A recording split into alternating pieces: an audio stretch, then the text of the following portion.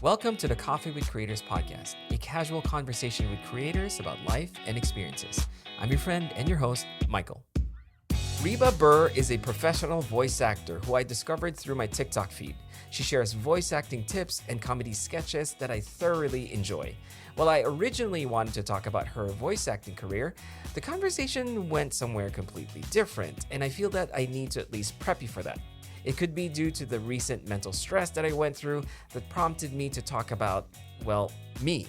But I'm actually really fortunate that it was Reba who I unintentionally opened up to as she shared some of her personal experiences, which was oddly comforting. Anyway, such is the nature of the conversations in this podcast, so I hope you enjoyed this episode, and I'd like to thank Reba for being such a great guest. We have a really nice studio where you don't have to worry about sound at all. Wait, did you see the timer? You did, right? I did, yeah. Count that? Okay, making sure. I was so worried earlier because my neighbor, and I've always said this like on my social media posts, whatever, he just seems to mow his lawn every single day. And There's no way that's true. I know, exactly. I'm like, how big is your lawn that you have to mow it every day? But it's actually, I think he employs someone to do like a leaf blower sweep or something. So he was doing that earlier. And I'm like, what do I do? It's really loud. Like my window right here, there's no avoiding it. Like I was already debating, maybe I should put like a little shelf here temporarily, just anything to cover the window because it gets really, really loud. But thankfully, I think he's done. Mm-hmm. So if that's one thing. Another thing is I live near an airport, so occasionally you might hear some. It's really a bummer to be in a flight path when you do audio stuff. Like people move over that stuff. Yeah, so you have a really nice studio. Well, what I'm trying to say is that I'm basically just really jealous that you have that soundproof thingy. It costs so much money. It costs so much money. So jealous. I mean, it's like. You either it's worth it for your work or it's not because it was $10,000. Yeah, it's an investment. Hey, you know what I mean? Like it's your profession. You need like the thing.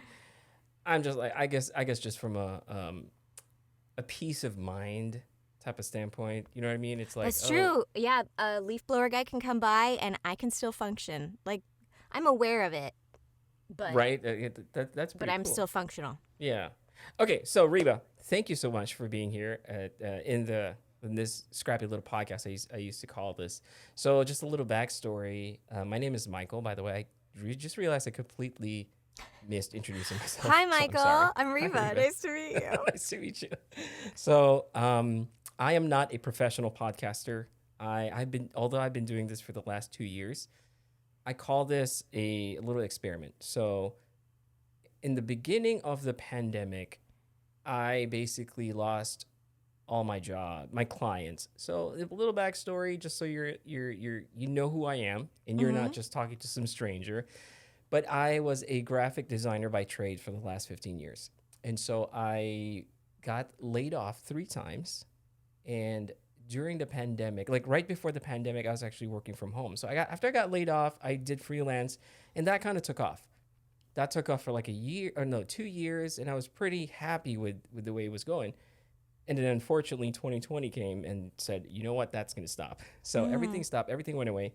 And so I was kind of forced to just think outside of the box again. But at this point, I've already built like a decent amount of following. And I said, it's not huge, it's not crazy, but I had like, I remember at this time I was like, gee, I have like 9,000 followers on Instagram. You know what I mean? Like, it's a big thing, right? Yeah. So when that started, I said, maybe I should start a podcast. It's one of those things that I've always wanted to do.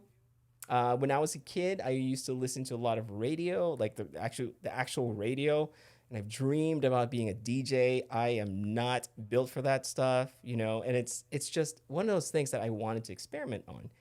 And the reason why I wanted to start the podcast was because two reasons, really. It's a little dream of mine to try to do this. Mm-hmm. And at the same time, working from home for the last 2 years felt very isolating. And so that was the only way that I could kind of socialize. Yeah. Right? I feel that. I feel that for sure. Yeah. This whole job that I do as a voice actor is isolating. And when you're an extrovert, which I'm assuming you are. That's a really interesting topic, actually. So I feel like I'm an extrovert, but I have moments where I'm like, I don't want to talk to anyone. Yeah, I mean, it's a spectrum, right? So I'm just on the side of extroverted. And so I really miss chatting with people, hanging out with people. I just desperately want to be making connections all the time. And the voiceover world is not great for that because most of the time you're by yourself in a box. Even if you're on a show with a bunch of people, they record you all separately a lot of the time. Yeah. Yeah. So that's actually really, so we're on the same page at least. Like, I mean, that's, I feel more, I can definitely relate to that. So this whole episode is just going to be basically that, like us kind of chatting and just figuring out like how you got to where you are right now. I don't want to make it into an interview style. Like really, honestly, Reba, to be honest with you, this is kind of like, you know how you follow people on online and then you send them a message and they reply, you're like super happy.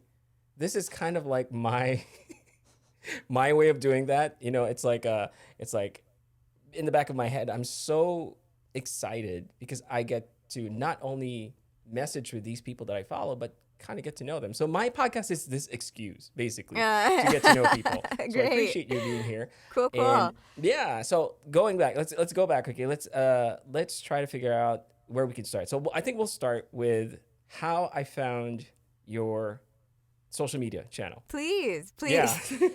So I'm very new. I am very new to TikTok. When I say very new, I've been using it just to kind of figure it out, like how it works. I'm familiar with Instagram because that's what I've been using. Right. And then I started TikTok because all the kids were on TikTok. And I'm like, I got to understand how this thing works. And so I was browsing, and I came across one of your videos. And I think, if I remember correctly, it was it was either you were doing like a recording for Miraculous or something like that. Okay. Or you mentioned that you did one of the voices for that. Is that true? No. Maybe I do 3 voices on Okay, you do. Actually. Okay, so it's one of those. And the reason why I stayed because my daughter is a huge fan of that cartoon. Yeah. So I'm like, wait a minute, like that. The kids and the middle schoolers love that show. They love it so much. Yeah, so my daughter loves it, and then I came across one of your videos where you were doing a Law and Order, but in cartoon voice. Yes, that was such a fun one. I couldn't stop laughing. So I felt like ever since then I started following you. I felt like you, to be honest with you, and I'm not just saying this because you were my guest. But I felt like your content was completely underrated. Like, especially those stuff like that. Like, that stuff makes me laugh. And I'm like... Yeah, my TikTok, so the Law and Order sketch did really well on Instagram. It was originally a reel. And I just, reposted it over on TikTok. And my followers on TikTok are mostly, I think, Miraculous and anime fans who are just interested in, the fact that I work on their shows. So I don't think that they're as engaged in, my comedy, which is A-okay. But I keep making it because I do it for me. Right. Okay, so, I just realized how embarrassing because I don't think I follow you on Instagram. Do I? I'm not really sure. I'll check. Because I don't think I saw it on Instagram because I think I saw it on TikTok, which also made me realize what you said is completely true. Like, I used to think that you can take your audience in one platform and kind of just migrate them into a different platform. No, it's really not the case, isn't they're it? really different. I end up running 2 separate social media accounts. I actually have 3 separate social media accounts because I also have a mental health account for this book that I'm in the process of publishing about panic and anxiety, which is a whole other side of my life.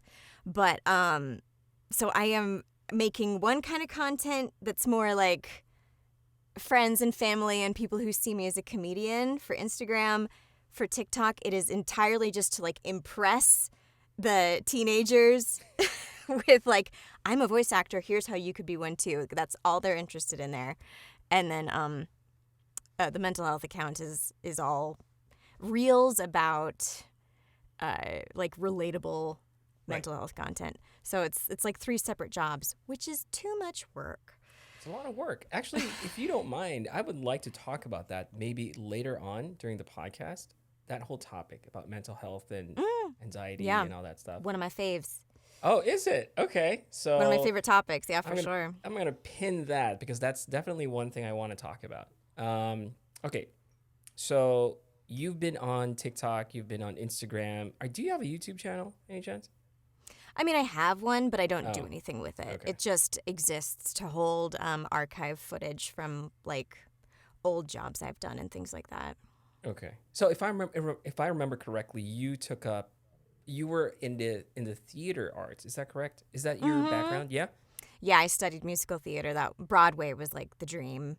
And then I pivoted into voiceover in my mid-20s for a couple reasons, but money was a big one.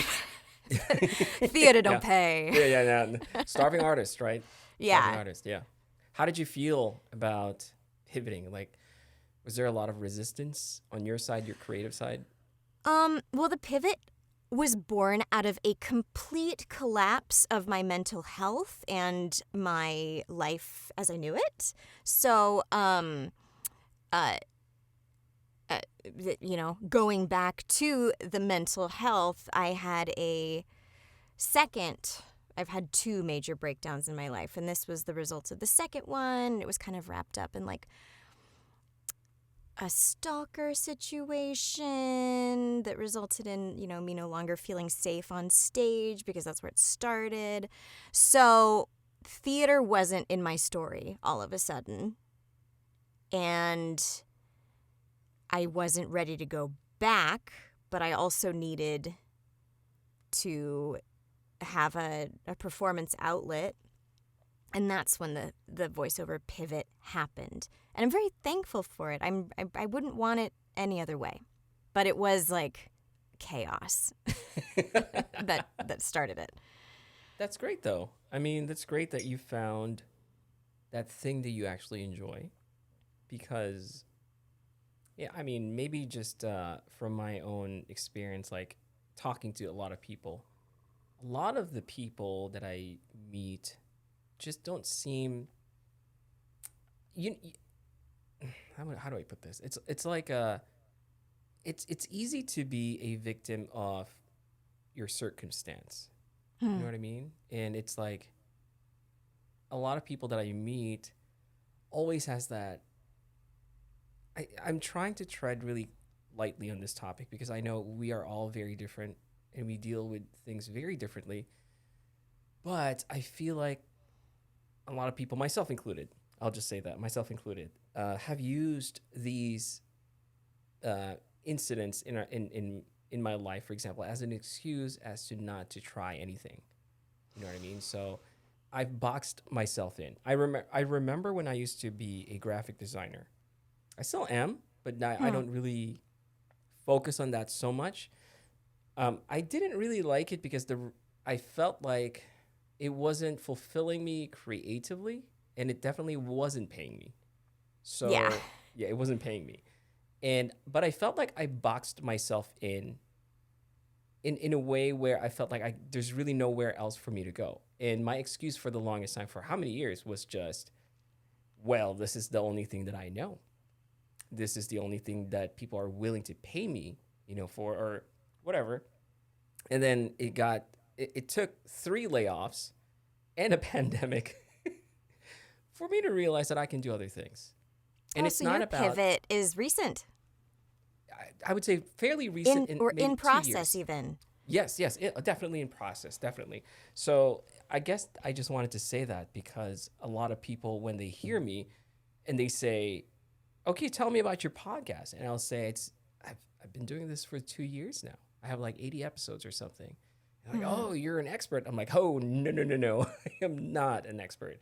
Far from it. All I am is I'm just a guy who's trying to learn things and try to get better at it. So one of the reasons why I keep doing this is because I'm not good at this. I am just trying to hone in on that skill, right? Like I'm trying to teach myself.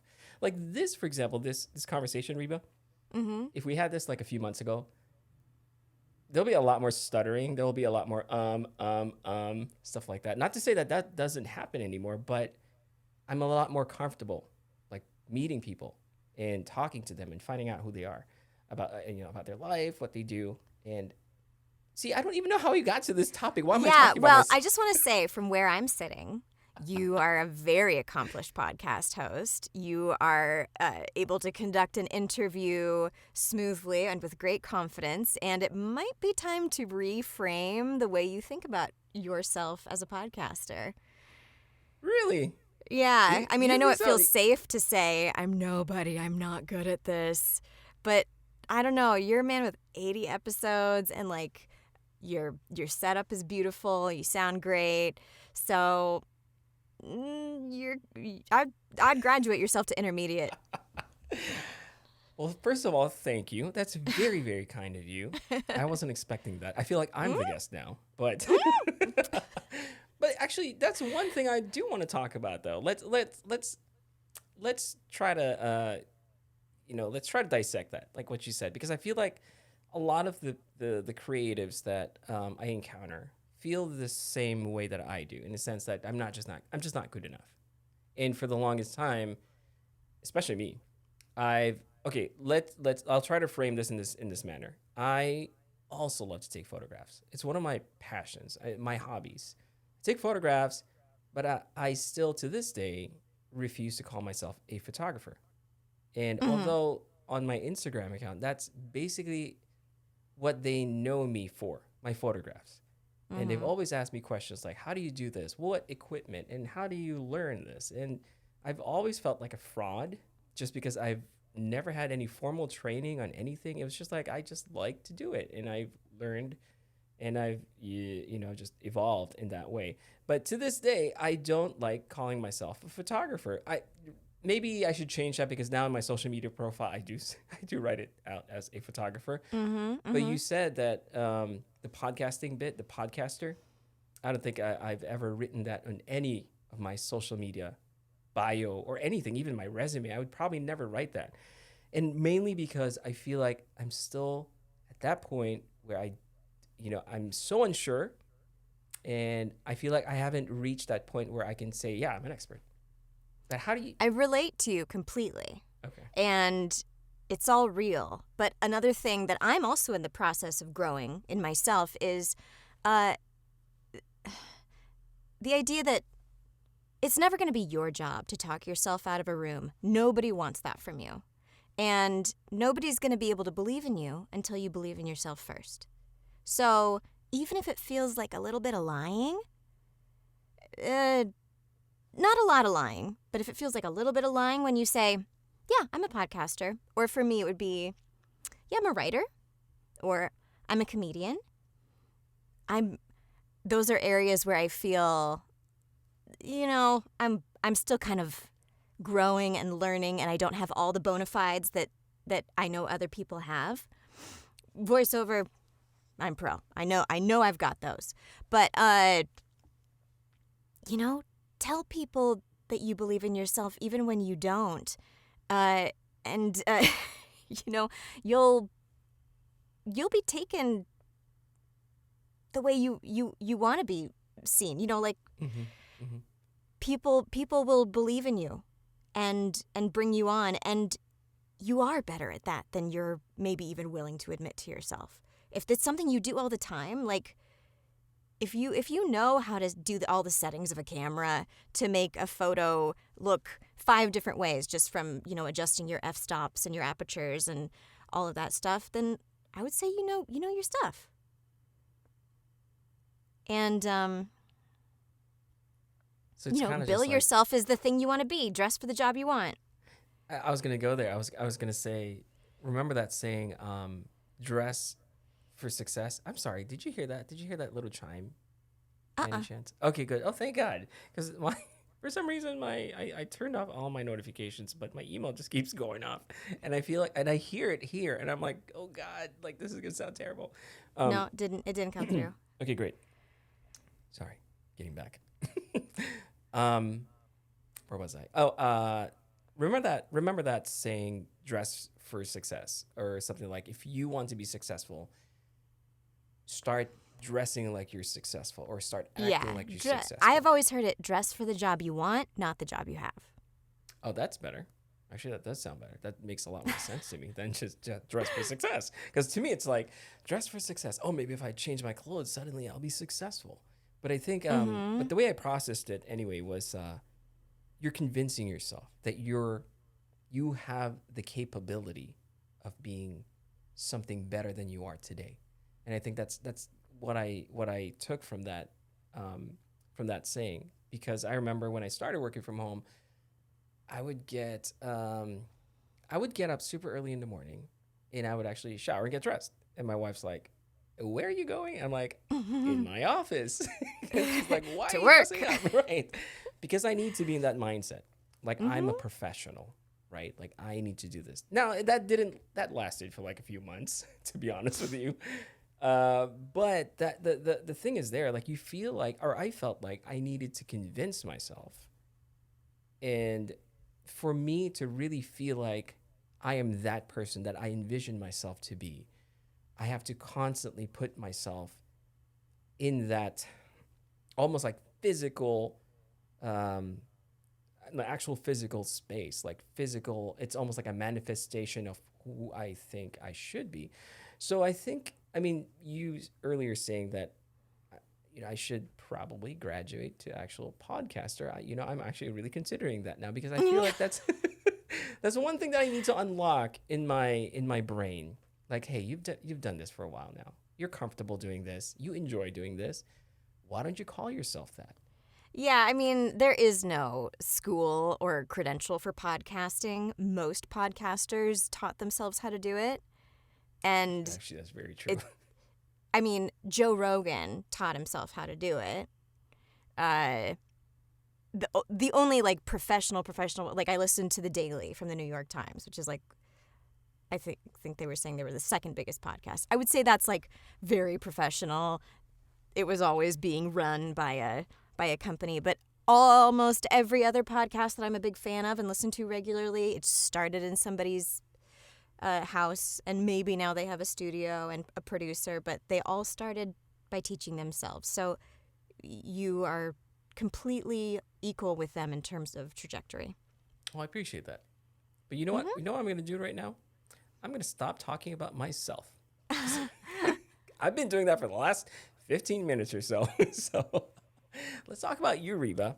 Let's try to see.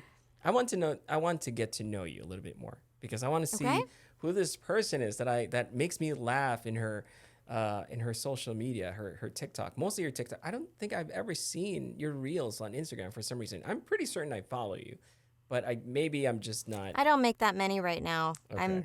It's less of a focus. I'm busy with other stuff. Okay, yeah. No, that makes complete sense. So how did you get into voice acting? Did someone just kind of recommend it, or was that just like a...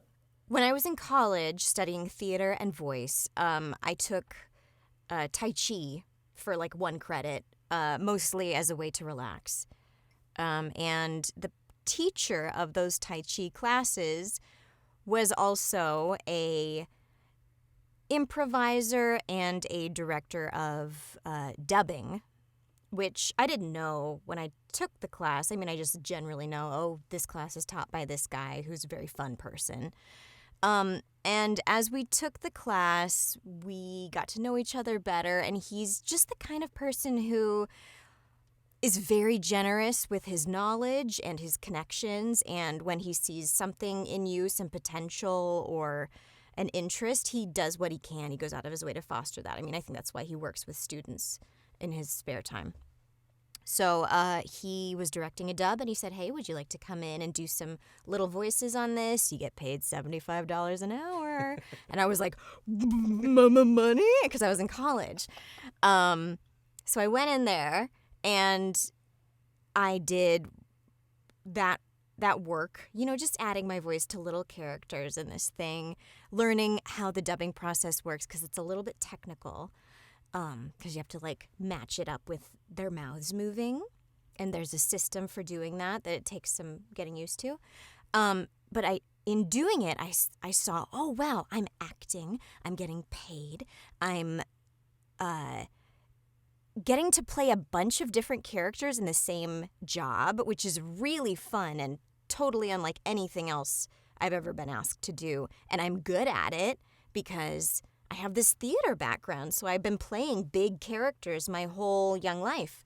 I was like, whoa, this is a cool job. Can I do more of this? And through asking him and some other people, I learned like where you take classes to study, that sort of thing. And after studying, then you start making demos and submitting those demos to people. And of course, for most people, myself included, my first demo was not good. It was not impressive. It didn't make me look like a pro because I wasn't.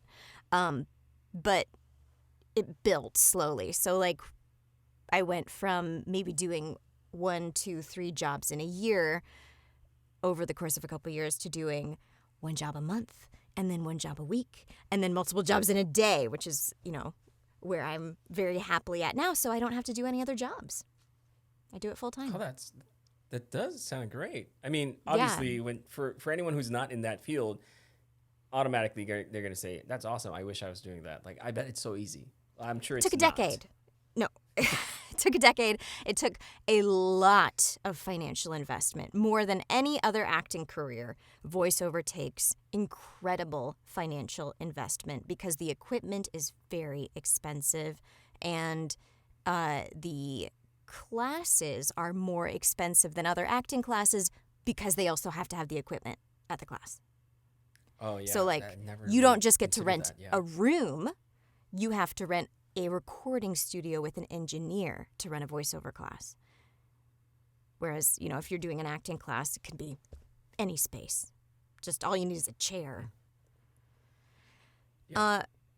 So you have to put your money where your mouth is when it comes to VO.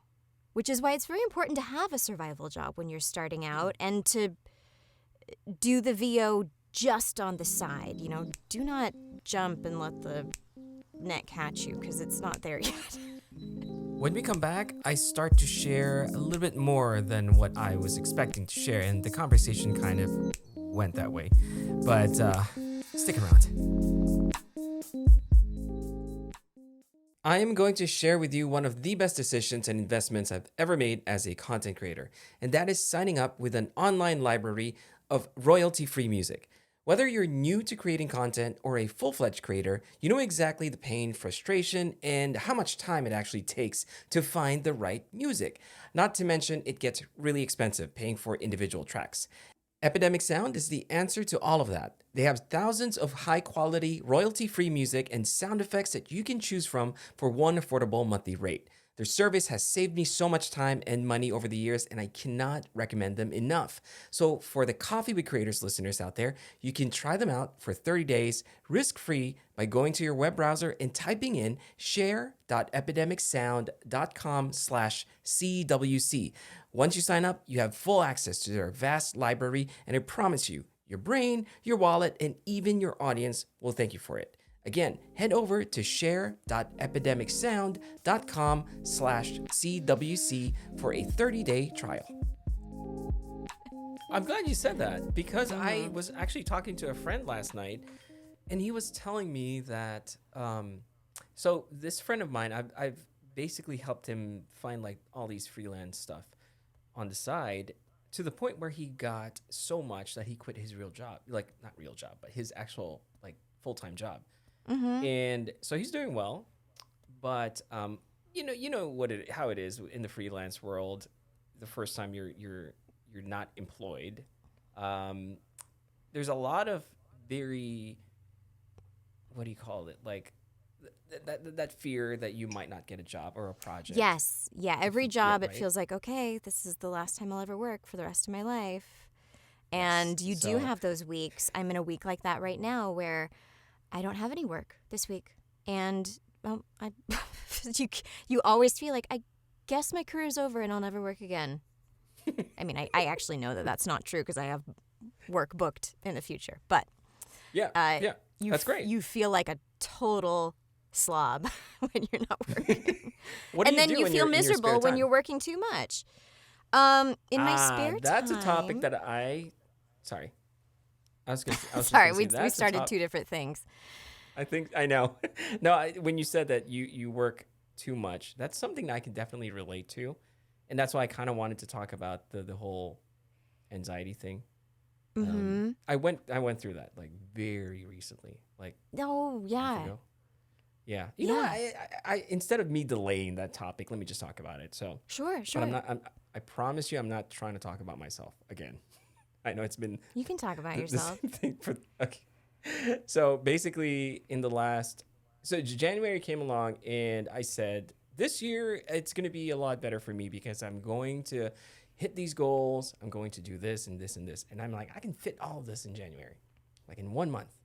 I did so much of the usual work that I do that I found myself very, very, very much spread out, like way, way too thin. And then my wife saw me sitting like on the dining room table, and I was just like kind of spaced out. And she goes, "Are you okay?" And I just lost it.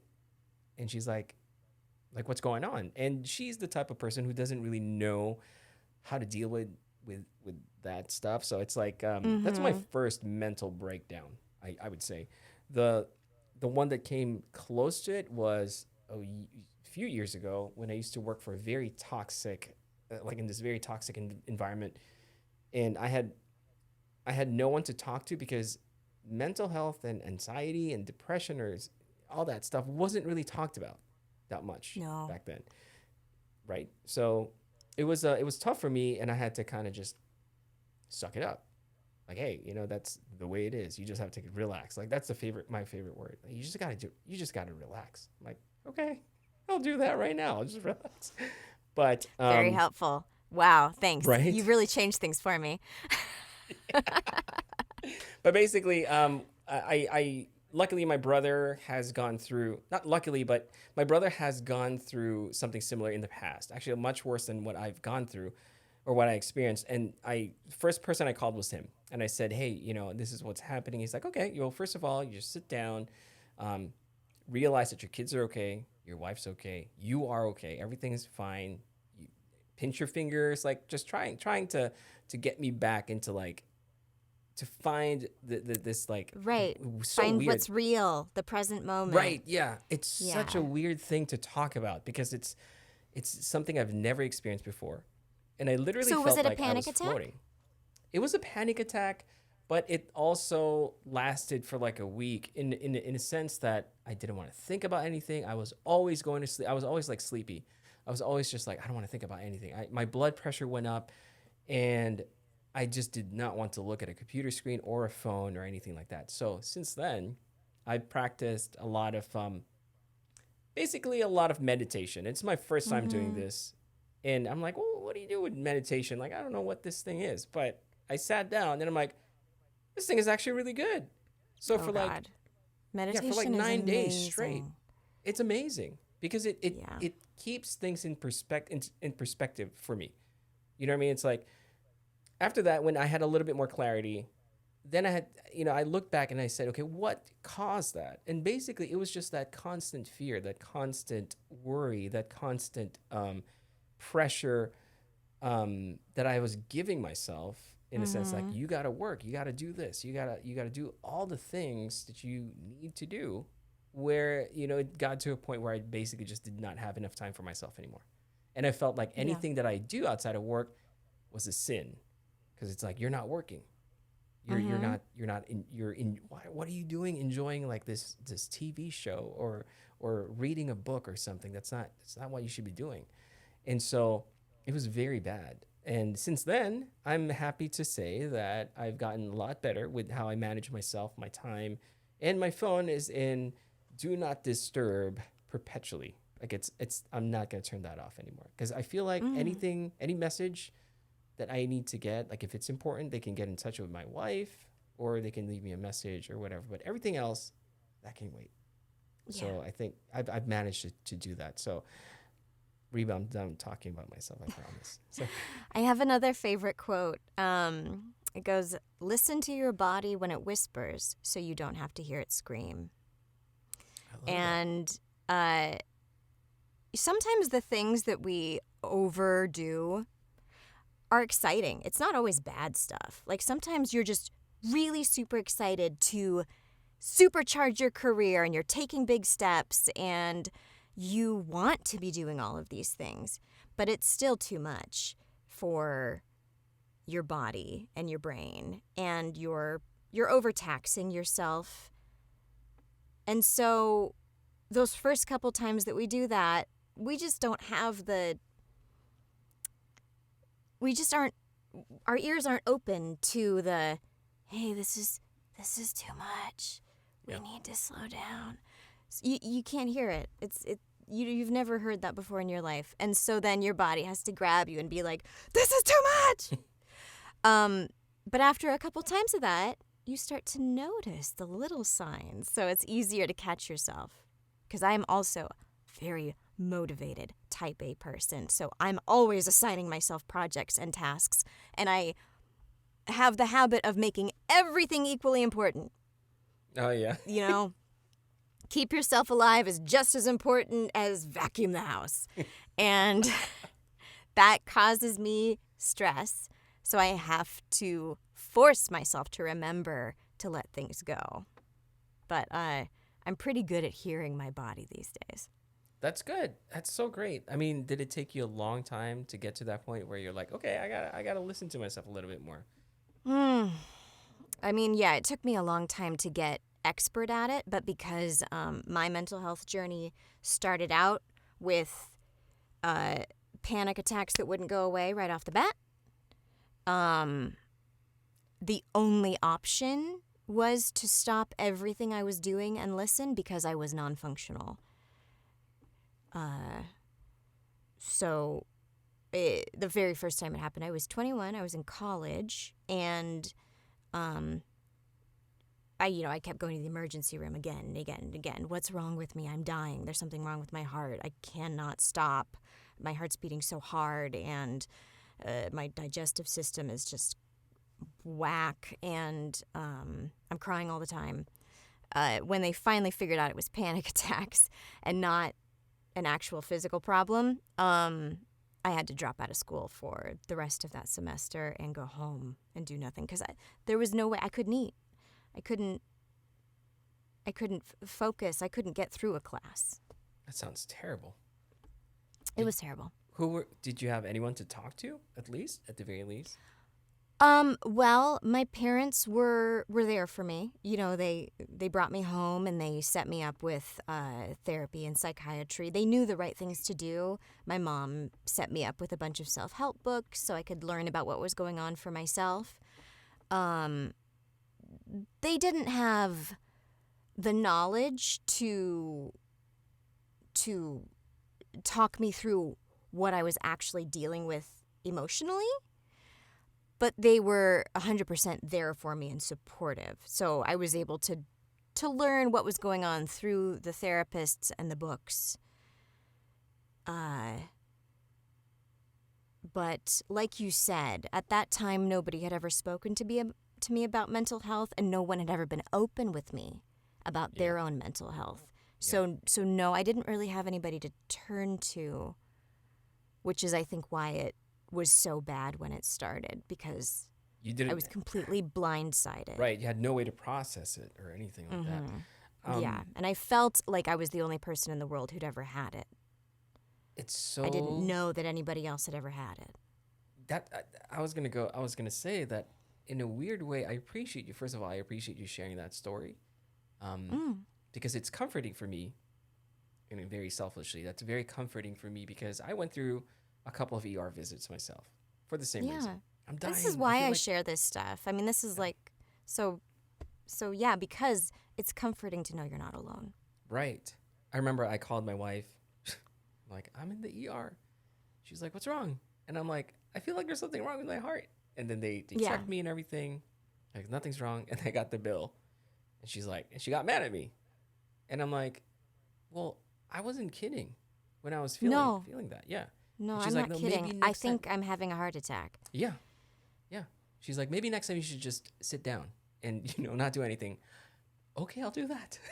But it happened again. It happened again. And then, like, she realized, okay, this isn't just me being I don't know, like being dramatic. Exactly. So there was probably the worst panic attack I've had.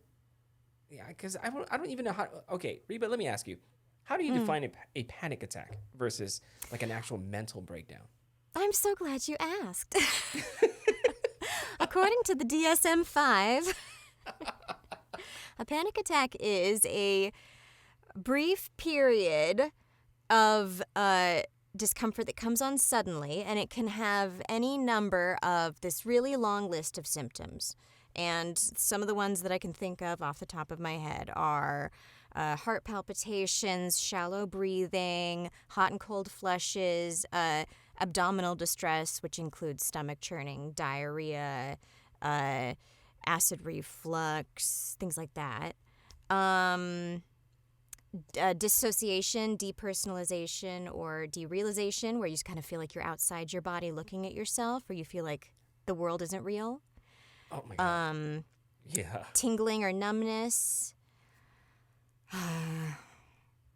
Yeah, like I said, I'm not gonna be able to remember every single one of them, but they're all physical symptoms. So a panic attack is a very physical thing, whereas a mental breakdown is a really loose term. I don't think it's like a diagnosis. Mm-hmm. But that might be more of a, I'm crying and I'm like, thinking a lot of things and getting it all out there and maybe being a little bit more emotional than I normally am, like really expressing sadness or fear or frustration. That's definitely what I experienced, especially that whole, like the whole feeling like nothing is real. Mm-hmm. And what's weird is that I was going through that for like more than a week. I kept telling people, yeah, big episode. Why do I feel like I'm in a dream? Like I literally just woke up, but I feel like I'm still dreaming. And they're like, oh, you just need coffee. Like, all right, drink more coffee. No, you're dissociating, which is it's an okay thing. You're not in danger. Nothing's dangerous. I actually don't experience that symptom. Okay. But I have researched it a lot for the book I wrote. Okay. I feel like you have a lot of passion behind this because of what you went through.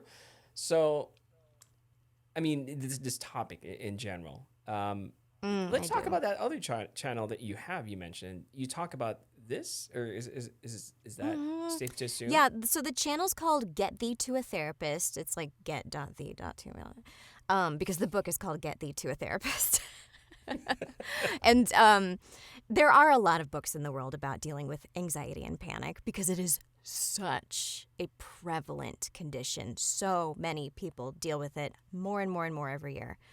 But this book is specifically for emerging adults, people who maybe are in the first several years of living on their own, because first of all, that's the age that anxiety issues mostly begin popping up for people, is in their early 20s.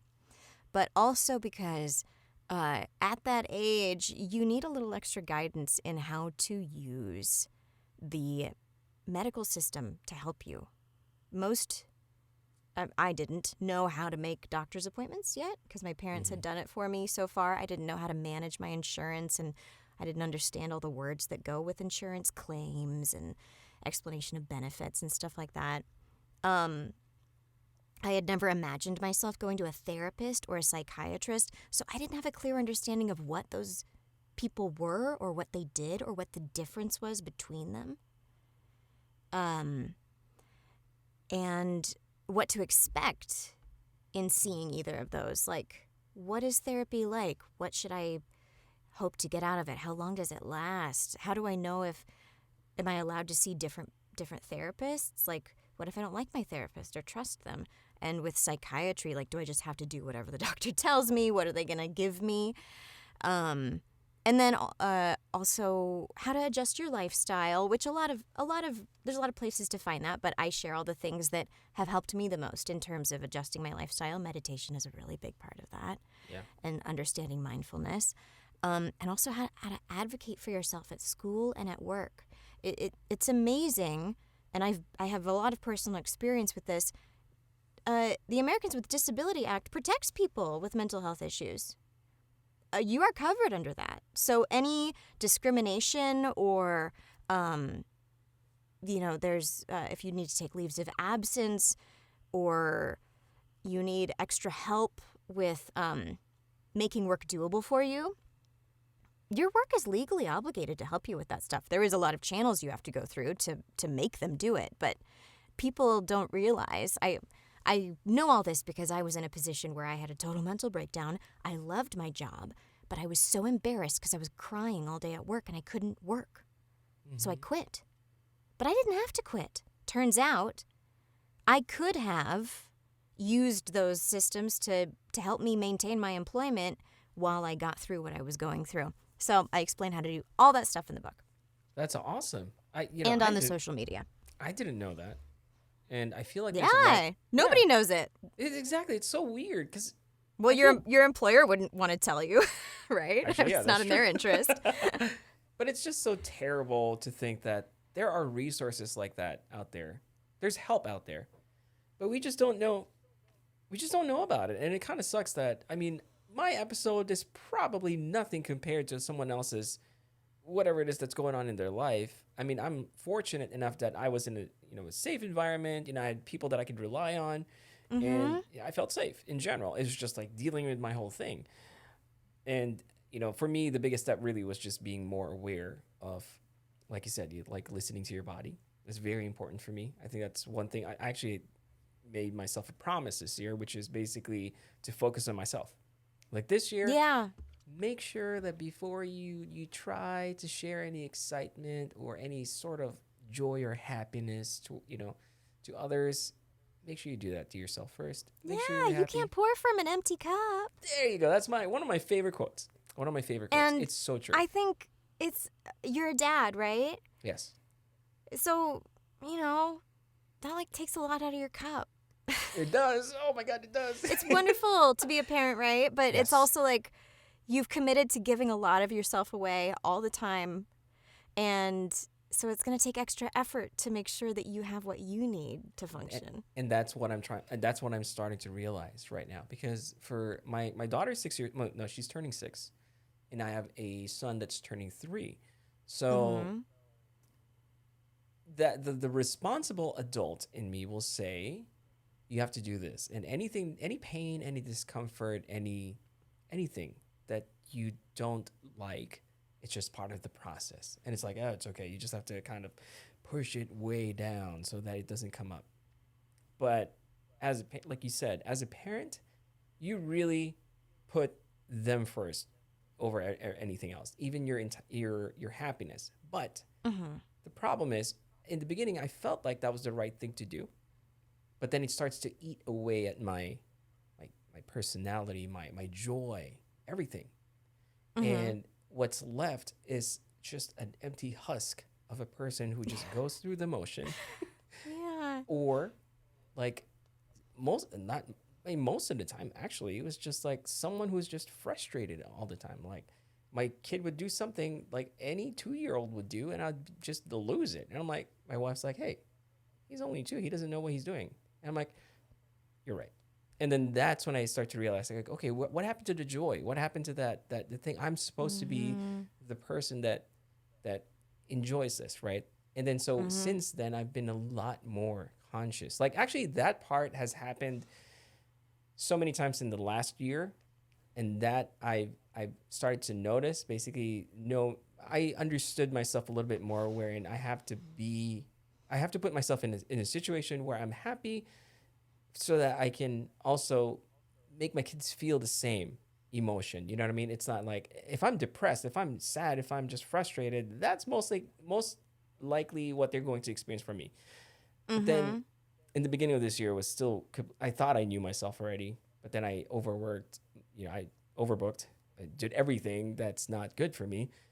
And then I realized okay, wait, I definitely need to focus more on being mindful about myself, my time, my joy. And I know it sounds corny for a lot of people, but it's a real thing. You know what I mean? It's not so funny real. When it's happening to you. It's maybe the only thing that's real. Work isn't real. Actually, that's very true. Work isn't real. We're just pretending. Not real. Yeah. You are real and your kids are real. But, like, our job and our money and, like, the things we own, like, none of that's real. Those are the stuff that they don't make up who you are. Yeah, you know what I mean? and they could go away. Like, they could go away. And so I'm glad we're talking about this. I'll tell you this, though. This wasn't what I was expecting. You probably didn't expect this conversation. But I like this. This is what I like. This is what real conversations should be, I think. I think when I talk to other people, when I meet other people, I would love to get something from that conversation, right? Like something that can enrich my life in some way, even if it's not my life. But if I can share that same story or experience to other people, then maybe it'll enrich someone else's life. So that's like the point. So I at this point, Reba, honestly, I'm like, okay, this podcast is already awesome. I don't have to do anything. This is done. But I really do appreciate it. So. No, I don't even know where to go. But going back to your channel, the other channel, the one that you talk about. Get thee to a therapist. Get thee to a therapist. Get thee to a therapist. Yeah. Got it. Okay. It's a play on in Hamlet. I'm pretty sure he says, "Get thee to a nunnery," to Ophelia. Oh, it's I see. It's like a theater reference. But. Do you feel like this is just from a very curious perspective, but comparing your other channels to your other social media projects or whatever, which one of them gets your attention the most? Like you're like, okay, I definitely want to work on this one. I definitely want to spend more time and effort on this one. I get most excited about the thing I do the least, which is the comedy.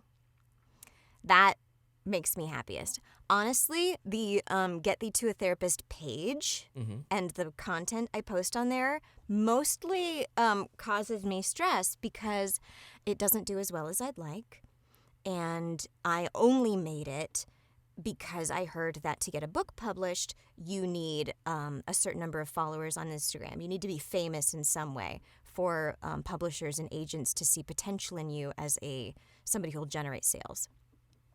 And I spent a year working on that and giving myself like a really big schedule. So everything was work with that page, trying all sorts of things, different ways of making content to see if anything would grab people and make them really connect, comparing myself to other creators doing the exact same thing who were growing way faster than me. And so overall, that has been negative for my mental health, that page. And now I'm self-publishing the book because I, queried agents, queried plenty of them, and they all said, you don't have enough followers. And I'm so much happier now that I'm self-publishing the book and now that I don't have to worry about keeping that page going as frequently. On TikTok, I know that I can post something about the business of voice acting and can reliably get some decent engagement. But I feel proudest of myself and have the most fun when I'm making like the Law & Order sketch that you saw. Even though mostly the response, except for that one, really did hit on Instagram, but mostly the response to those I make is just ha-ha from my best friends.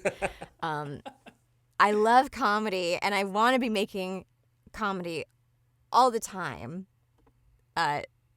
So yes, that's what I get the most excited about. And I love character comedy, and I love watching other TikTok creators who make character comedy. There's one that I saw recently, the sketch about, I think it was from The Sound of Music. Yes, I love that one. My friend, because if you watch the movie and you rewind to that part, that actual conversation, she does sound like she said that word. Yeah, can I say it? Yeah, go ahead. Yeah, Maria says, "Mother, I just can't face it." And then Mother Superior says, "What is it you can't face?" And can't face? What? What did you call me? What did you call me? I couldn't stop laughing because my friend years ago showed me that clip, and I'm like, "What is it?" And she's like, "Watch it again." And I couldn't get it, and it took me a while to actually like, oh, she does sound like she said that. And then I saw your sketch, and I'm like, oh my God, this is so much more, like much funnier to see it in this way. Because back then it felt like it was just an inside joke between me and my friend. Mm-hmm. No, it's like famous Sound of Music humor. And as a Julie Andrews expert, I know Sound of Music humor. But yeah, I couldn't stop laughing. And because you were changing your voice, and it's like watching two different characters. I mean, that's your profession. The other one that I really liked was you were auditioning as yes, you were on this gray the self-taping. The self-taping, that's what it was. I was laughing. My wife was like, "Why are you laughing?" I'm like, "You wouldn't understand." It's just funny. You have to watch it. I'm so flattered that a stranger likes that stuff because, I'll make more of it now. Now that I know that there's somebody out there who's not related to me who appreciates it. Okay, that's very affirming. No, it's real. So this is what I tell a lot of the people that follow me too. They say, I don't want to do anything because I'm not the first one to do it, or it's like no one's going to appreciate it. I'm like, trust me, someone will. They're just not as vocal as we want them to be. But there are people out there who do appreciate that. Like, it doesn't matter if you get 10 views. That's still 10 people watching you. 10 likes. That's still 10 people who watches you. If I get like 25 likes or people in my, liking my, like I took a picture of my office space and, I got like 100 followers. I'm like, that's 100 people. That's 100 people. They could be outside. 100 people will not fit in this room. You know what I mean? It's what I'm trying to say is that, to your point earlier, that's also very real. Like the people that admire you, the people that like your content, they are out there. And so I'm one of those people who really champion that idea. Like, it doesn't matter how many likes or followers you have, you are affecting someone's life in a very positive way. And so I want you to know that, Reba, like, at the very least. Thanks, man. There is one person you here. Have reinvigorated and reminded me that out of all the things I do on the internet, the thing I find most creatively fulfilling is the thing I'm doing the least. Because we're having fun. We're having fun. And when it's fun, it doesn't feel like work. Hey, I have a question. Have you seen the series The Marvelous Mrs. Maisel? I've seen only a teeny bit of the first season, so I have a general sense of it. Okay. But I didn't stick with it because that fast talking drives me nuts. It does it really? I love it. Yes. It feels like I'm in the 1950s. I can't. It's too fast. It's hilarious though. It's hilarious. How I wonder, is that really how they talked back then? Like really fast? No. Well, so whoever made Gilmore Girls also makes this show, and that's their thing. Oh, interesting. Fast talking. Gilmore Girls is also a fast talking show. Everybody's really quippy. I'm gonna do this. You gonna do that? All right. It feels like you're listening to an ad in the 1950s, like a radio ad or something, because they talk like that. It's like super fast. Yeah, I think that is also kind of a trope from that time period, but it's also that is that the EP, the executive producers, like that's their thing. That's so interesting. So it's more. You think it's more like a creative decision then? Okay. Yeah. Sorry. The reason but you were going to asked, say something about Marvelous Mrs. Maisel. Yeah. So the only reason they brought that up is because she went on this whole rant about her best performances were the ones when shit just hit the fan. Basically, her life was in shambles, and everything was terrible. And the reason why those were the best performances when she was on stage is because she got to be herself. She was performing for herself, basically. She wasn't performing for the crowd. Like, she wasn't making like elevator jokes. You know what I mean? Like very shallow jokes. These are real stuff. And she's like, I should do more of that because it's real. Yeah, you find yourself pandering. Like, yes, that's the word. You find yourself making the content you think the people want, rather than the content that you want. Yes. Because you think, I need growth. That's what I need to have legitimacy on these platforms and to get noticed and to be taken seriously. Mm-hmm. And that's why there's a lot of pressure there, right? Like, don't you feel the same way? Like, there's a lot of pressure for yourself to perform in a certain way because it's like you feel like you need to be acknowledged. You feel like you need to be recognized for any of that stuff to be real, for it to register at all, right? Yeah, and you get depressed when it doesn't perform the way you hope. Yeah. Yeah. But I'm here to tell you that your jokes, those comedy sketches, I very much enjoy them. I thought they were hilarious. This is good therapy for me. Thank you, Michael. I'll tell you, this is a very completely different direction that this podcast went, and I really appreciate that. So, thank you. Thank you for being so open. Wonderful that the format is open to that sort of thing, so we can discover. Yeah, absolutely. So, actually, you know what, Reba? I'm not going to take more time out of your day because I know you probably have a lot of other stuff to do. But I would love it if you have some time again in the future. If I invite you, you're more than welcome to be a guest again. If you're open to it, that'd be awesome. I had a great time. I would happily chat with you again, Michael. This was very fun. That's nice. Thank you so much. Reba, one last question. Uh-huh. And you might find this funny, but I wanted to ask this ever since I scheduled you. Are you using the world's longest Ethernet cable right now? I'm not. You're not? Because I'm trusting the Wi-Fi, but right when we started, I was like, I should have plugged in the Ethernet because your video quality for me is pixelated, and I was like, oh no, he's gonna be getting like a bad feed, and so I'm not. No.